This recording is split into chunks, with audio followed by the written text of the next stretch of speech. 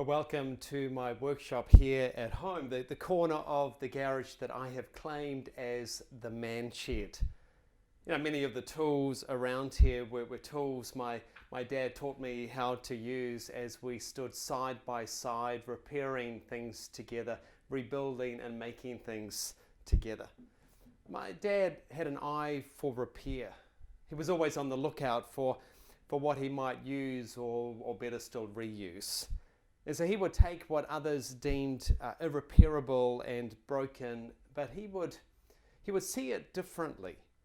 He saw opportunity, he saw potential. For him, nothing was beyond repair. There's a lot of brokenness around us right now, isn't there? Like you, I was absolutely gutted when I heard the news that community transmission had occurred once again. Just when we were starting to get back to some degree of normality. And it's a definite reminder, isn't it, that we live in a world that's broken. This is not the way it's meant to be. And brokenness in our world expresses itself in a whole range of things like sickness, like relational breakdowns, like mental health increases, poverty, injustice, the list goes on.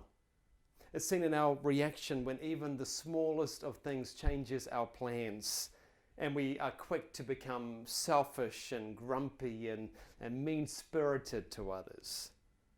See, what we're experiencing right now should remind us about our need for repair. And we need to see with eyes, with opportunities around us. We need to see with eyes of potential because, well, nothing is beyond repair. See, amidst the brokenness of this world, we have significant hope. The good news of Jesus that he came to proclaim and live out is that God is making all things new. He is the God who repairs. And he takes what is broken in our lives and takes what's broken in the world around us and he transforms it into something beautiful and wonderful.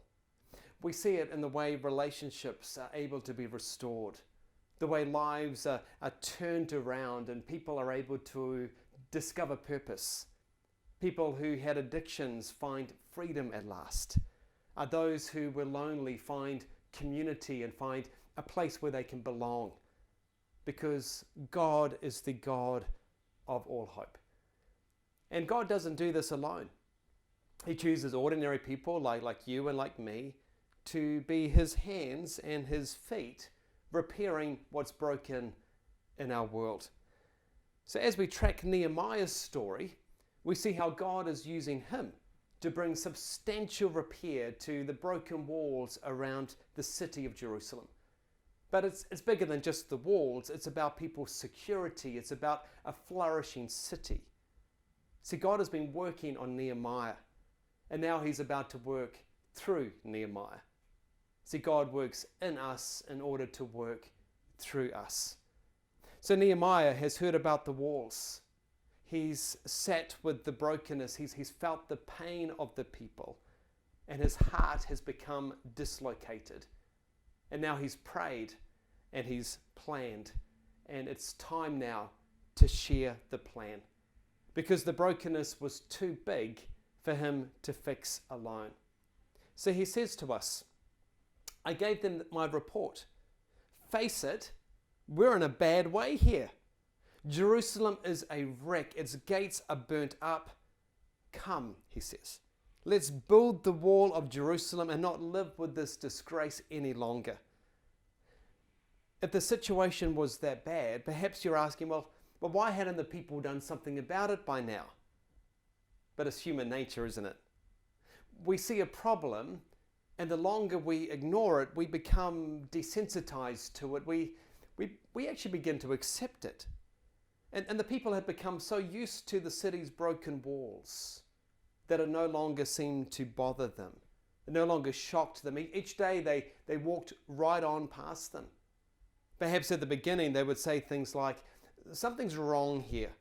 Somebody should stand up and do something. Those walls need to be rebuilt. Somebody should solve this problem. However, days, they turned into weeks.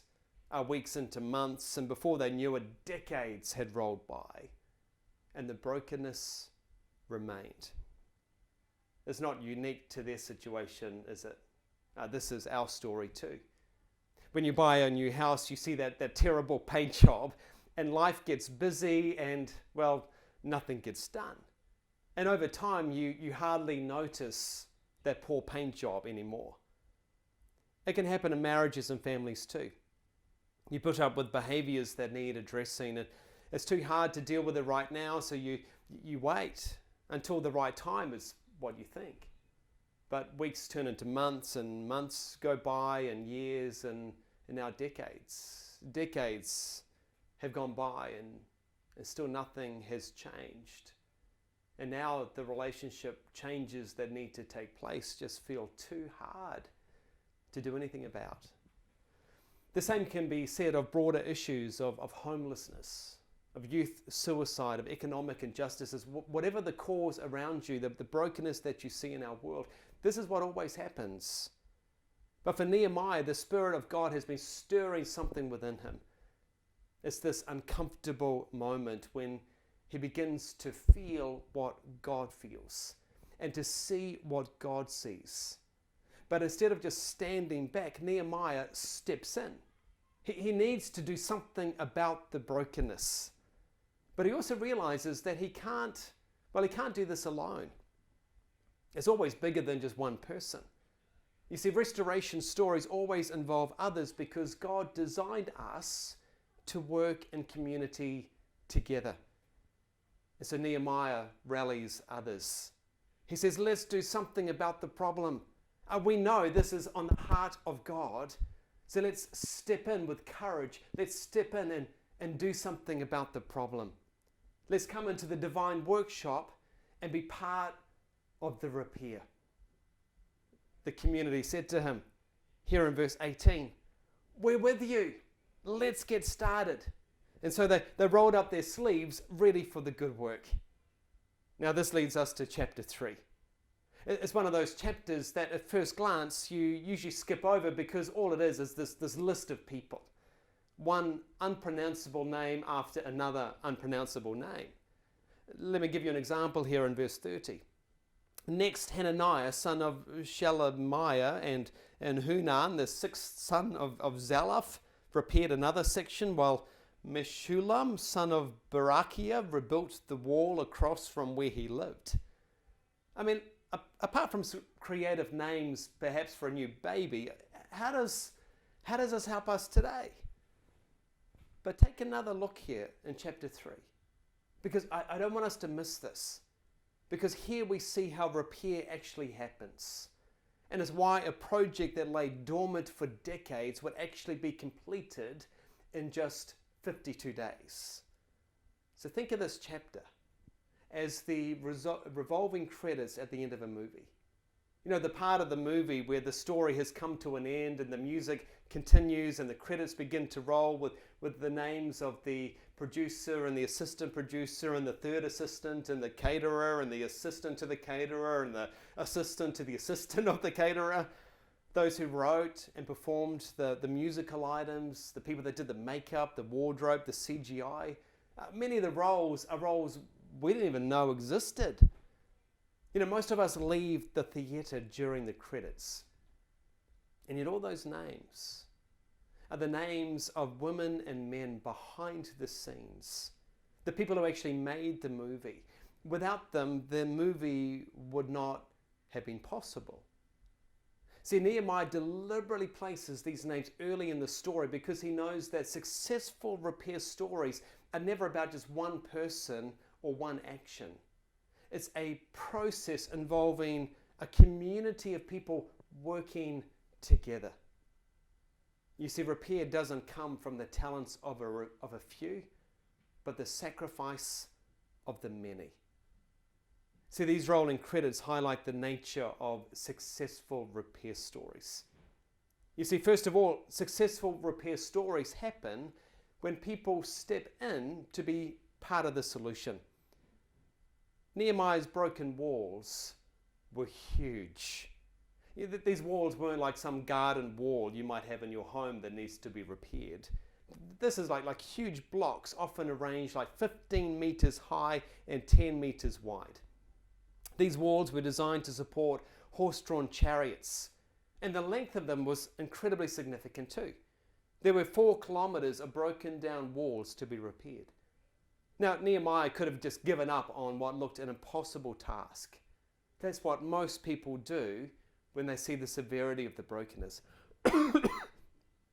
What Nehemiah did, though, is he broke down the repair into different areas and different tasks and different sections. So the chapter begins with a set of gates, and then it goes counterclockwise, showing the 40 different sections of the wall, and puts a name next to each of the people who was responsible to step in and do something about that part of the problem. So some built, some repaired, some hung gates, some worked on the walls. And these credits show us that a variety of people, all sorts of people, stepped in to be part of the solution. Let me highlight to you some of the diverse names that show up. You have people here like the priests. Now, building a wall wasn't in the job description of the priests, but to their credit, that just didn't stop them. They stepped in and they dedicated the gates they built to God because they knew this was a sacred calling, and they gave an example to the community to follow after them. Nehemiah also mentions there were goldsmiths, these skilled artists who could have complained that construction wasn't, their thing. They spent their day in this working with intricate, tiny details, but now they place that aside to work on laying stones on the wall. He highlights there was a perfume maker, Hananiah. Now my guess is that people didn't expect a perfume maker to put his shoulder to hard work, but he did.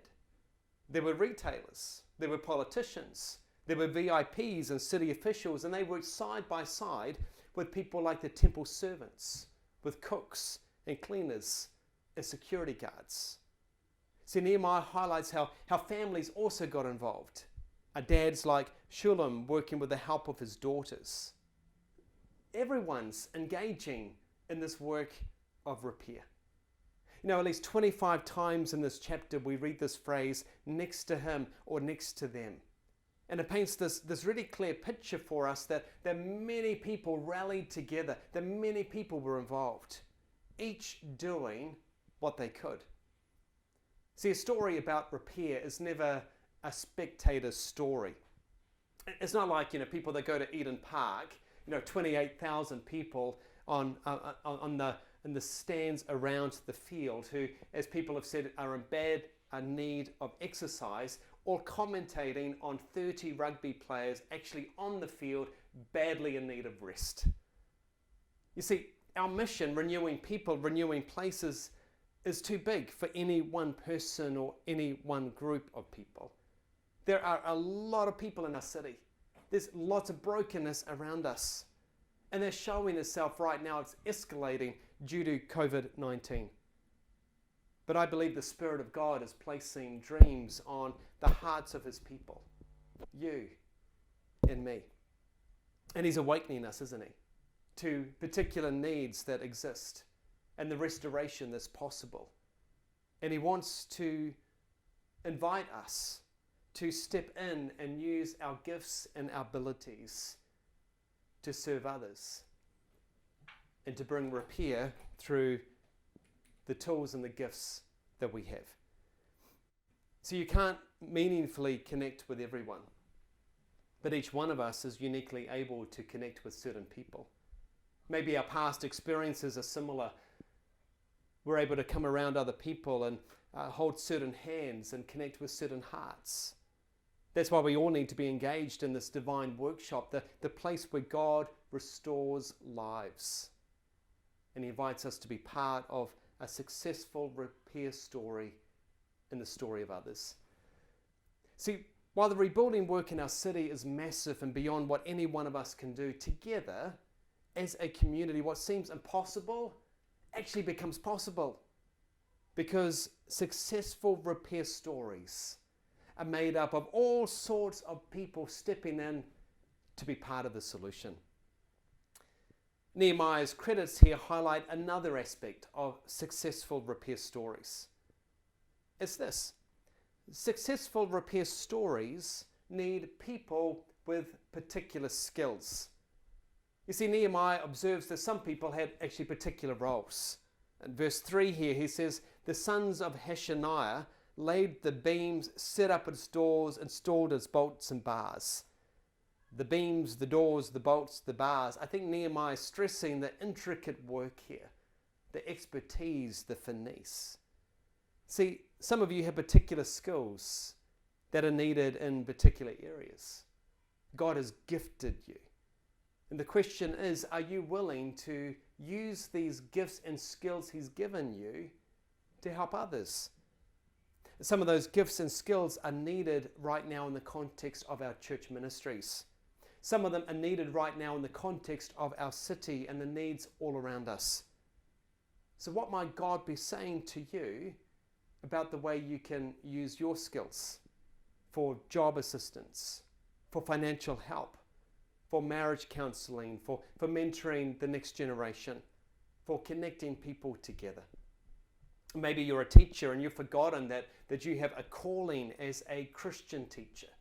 Not just a teacher who happens to be a Christian, but a Christian teacher. So how might your faith affect the way you check in with kids this next week? How might you teach in a way that you encourage kids and their parents? Because this is a very difficult time for them. How might you inspire learning? How might you prepare this next generation for the future with all of the opportunities and the challenges that our next generation are going to be facing in a world that isn't even here yet? See, maybe you lead a business or you're in retail and you've got caught up in the concerns and the worries, and that's understandable. And you're caught up in the busyness that you've lost your way and you've forgotten that you can actually lead and work with a kingdom calling, affecting the very way that you respond to your staff, to your colleagues, and to your customers. Or you're a lawyer. And perhaps the problems you've had to deal with have just got so big that you've forgotten the way that God has placed you right where you are, and He has gifted you and provided you with training in order to advocate and to bring justice to the injustice around us. And He's calling you to step in with integrity. See, whatever you do you realize that God has given you particular skills and He's placed you where you are? And He wants you to see what He sees, to see the brokenness, to feel it, and to step in to do something about it. This is gospel work. This is mission work. See, in Kids Base this month, our kids have been memorizing Ephesians chapter 2, verse 10. It says, we are God's creation. He created us to belong to Christ Jesus. Now we can do good works. Long ago, God prepared these works for us to do. I think that's a good verse for us to camp on this week. So what might you do, and what might it look like for you to step in with the particular skills that God has given you? Another aspect that these credits highlight is that successful repair stories might include something close to you. Nehemiah notes here in this chapter that many of these folk took responsibility for the area where they lived. Here in verse 23, we read that a couple of people repaired the sections across from their house. Another few people repaired the section across from his house. See, this is smart from Nehemiah. It meant that people didn't have to commute to the other side of the city, and he knew they had a vested interest in having it done properly. See, if I'm going to get attacked, the part I'm very focused on is in being sturdy, and the part I want really well built is the part right next to my home. You know, when it affects me, I want it done to the very best of my ability. In the same way, it might be that right now you have kids in the stage of life that you're in. You have young kids, and you might just be able to serve other families, other parents with young kids. Do you realize that right now we have a lot of new babies in our church? and they're all needing help and support and encouragement. We need to be connecting new mums and new dads together into groups, supporting, encouraging them. So how might you step in from the season of life that you're in to actually have the eyes out to other couples as well? You might have a friend who has a drug addiction, and you've come to realize just through how difficult it is to access help for him or her, or to access resources. And perhaps, could it be that God is calling you through what's right in front of you to now get involved? Another aspect that these credits highlight is that successful repair stories might include something not close to you but far away from you. See, while some people worked on the parts in their back door, Nehemiah also mentions that some people traveled quite some distance to come and to help. Like he says here, the people from the town of Jericho worked next to them. Now, Jericho was like 25 kilometers away from Jerusalem, quite a distance when there's no vehicles at that time. Other cities are mentioned like Tekoa and Gibeon and Mizpah, and quite a list. And they're all quite some distance away. You see, this wasn't about their personal safety. It wasn't about rebuilding their city, but they knew that, Jerusalem needed to flourish, that this was important for all people.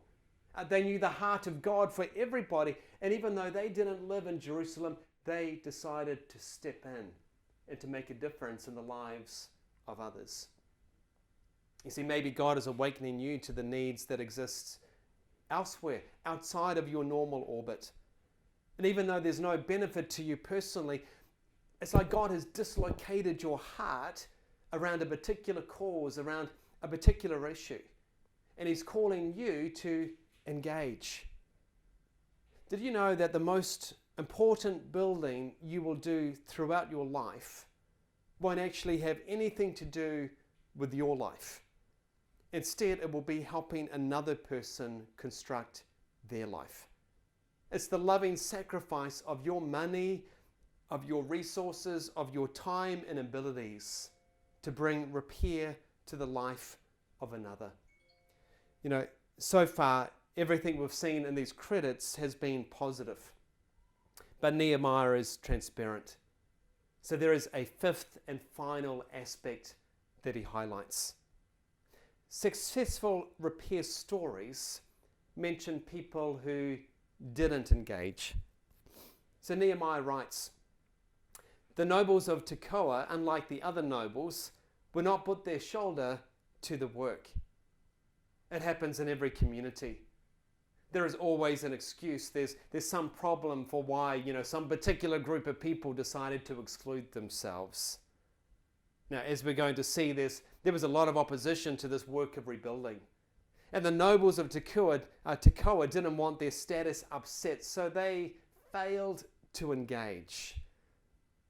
But even with this, there's a couple of names that stand out here that bring hope amidst these miserable nobles. So Nehemiah writes, "Next were the people from Tekoa, and though their leaders refused to work with the construction supervisors." So though the nobles bailed, it didn't stop the ordinary people from Tekoa rolling up their sleeves and jumping in. And what's more, Nehemiah highlights that they didn't just do like one project. He says later on in the chapter, the people of Tekoa repaired another section across from the great projecting tower. See, I love the way even bad accounts can actually lead to something redemptive, and the way other people step in and engage and even go beyond what other people might do. Nehemiah mentions another family here too. He says beside him were Meshullam, son of Berechiah and grandson of Meshullam, and the Zadok, the son of Bana. All these names, right? But later in our story, we find that Meshullam is related to one of our villains by the name of Tobiah. Tobiah does everything he can to hinder the work of rebuilding. So there's a lot of pressure on Meshullam. It was a complicated mess, with the political mess, the family pressures that he faced every single day. He showed up to bring repair to these walls. And let's face it, stepping into the repair is often messy and is often complicated. You know, some of you connecting today are from different countries, and the repair that you're working on in your city, in your neighborhood, in the lives of other people, there's just a range of complications. There's a range of issues. And there's a huge amount of pressure on you. And I want to encourage you today, don't get sidetracked. Don't get sidetracked by the pressure of others upon you. Don't stop the good work that you're doing, but continue to do what God has called you to do. Some of you, your repair work, it's complicated by split marriages, by custody issues.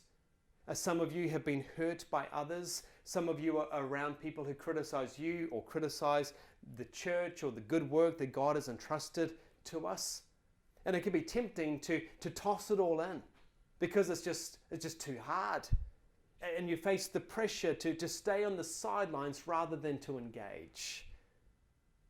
You see, Nehemiah places names like Meshullam and the people of Tekoa in these credits because he wants us to realize the difference these people made, even with all the pressures upon them. See, this chapter is like God is slowing down the credits. He wants us to see name after name after name of the people who were involved in this repair story. The women and the men who actually stood in the gap. The women and men who were used by God. These people who saw the brokenness and they rolled up their sleeves and they engaged, because through them, what was broken was repaired. They were part of this divine repair story. Because repair doesn't come from the talents of a few, but the sacrifice of the many. See, ultimately, this story of Nehemiah is pointing to another story we get to be part of. The story is pointing to one greater than Nehemiah in a city greater than Jerusalem. This other leader also left a palace where he was completely safe. He left it to go into danger to identify with his people. His name is Jesus. And he left heaven to enter this world where he saw the degree of brokenness everywhere. And he didn't just risk his life. He gave his life in order to make us citizens of the ultimate city. And now Jesus invites us to see the scale of brokenness that he sees and to see the hope that he's able to bring. And to bring that hope to others through our words and through our actions as we become his voice and his hands and his feet. See, Jesus is at work right now, and he's making all things new. Even amidst the rubble and the pain and COVID-19, he wants lonely people to belong into communities. He wants to bring freedom to people who carry heavy burdens. He wants to heal marriages that are fracturing. He wants to show teenagers that he cares about their fears. He wants to restore hope to those who feel hopeless. And he wants to add purpose to your life and to mine by inviting us into the repair story. So will you take another look at the brokenness around you and see it and hear it and feel it? Are you willing to sacrifice your time and resources and to use your gifts and resources to bring repair? Whose repair story will have your name right there in the credits? There's a lot of brokenness around us, but sometimes we just need to slow down and see it and feel it. So this week I want to encourage you to sit in the stillness and to pray each day this week, asking God to direct you to the cause that he cares about. Perhaps go to our website and join in with the causes other people are already engaging in. Share with others what's on your heart, what you're seeing. Get other people involved with you. See, as we all step in, we get to take our part of the walls to see this grand story of redemption take place. A world where God is making all things new. Let's pray together. Jesus, thank you that you are at work repairing what is broken. Help us to join you in the divine workshop and be your hands and your feet in this rebuilding process. Thank you that what looks too big and too messy and too hard is completely doable for you to restore and for you to repair. Thank you, Jesus. Amen.